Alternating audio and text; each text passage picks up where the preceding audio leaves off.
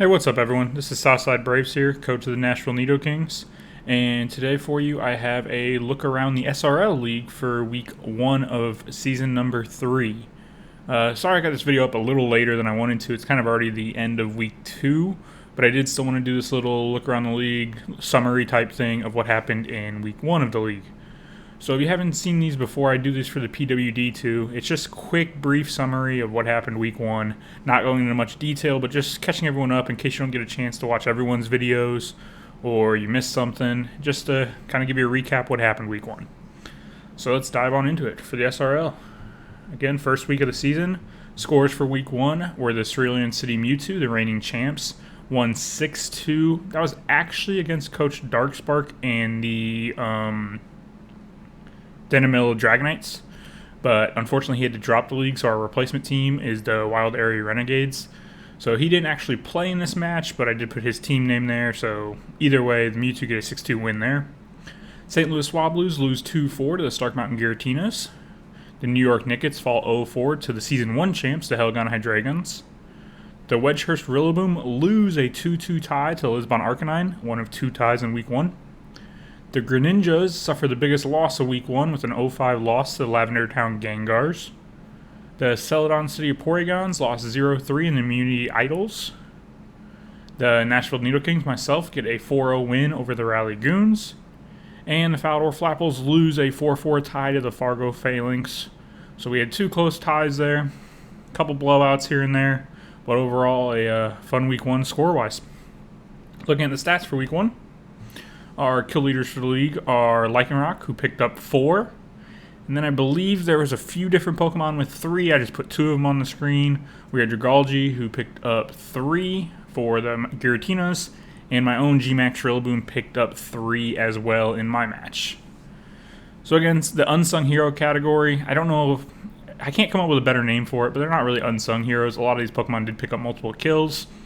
But it's the best of everyone that didn't win Player of the Week. So I don't put the MVP of the week in here, but kind of the next best 3. So for Week 1, I decided Vikavolt, who ran a Choice Spec set for the Immunity Idols, and was kind of the center of his game plan in his Week 1 win, finds his way onto this list.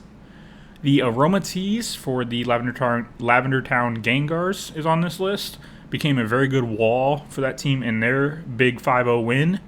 Honestly, could have been Aromatisse or Mudsdale. Both of them kind of did the same thing for him. I think they both had 2 kills, and both were just very frustrating for his opponent to deal with.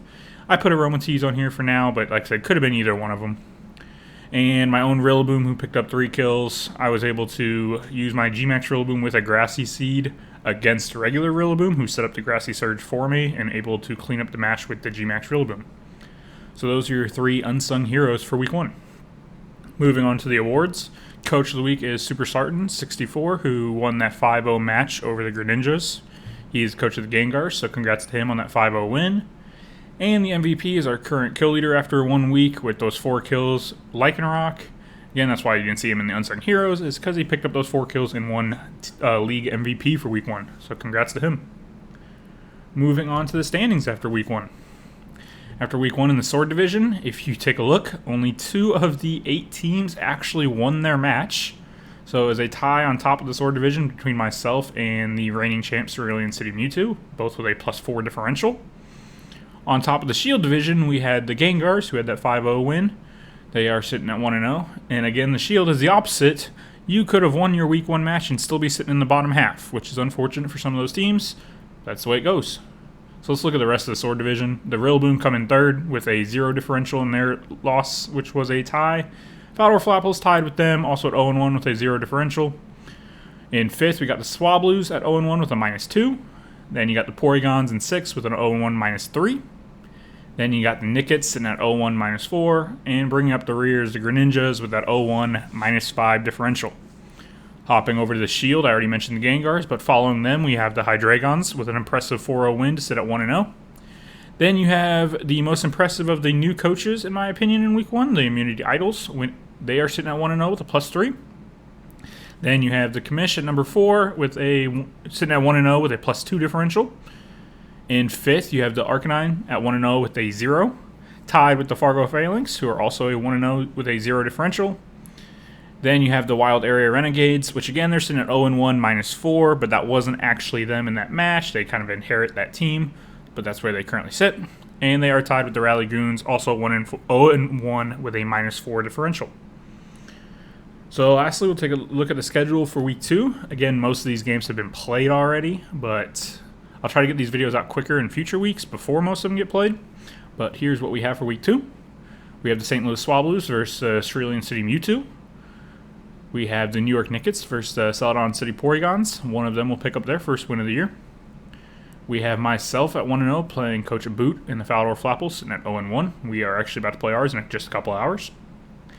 Then you have the Wedgehurst Rillaboom versus the Gallagher Ninjas, battle of 0-1 teams. Then you have the Stark Mountain Giratinas sitting at 1-0, facing our new coach, the coach of the Wild Area Renegades, who sit at 0-1.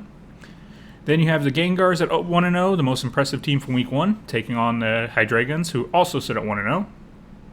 Then you have the Rally Goons versus the Lisbon Arcanine.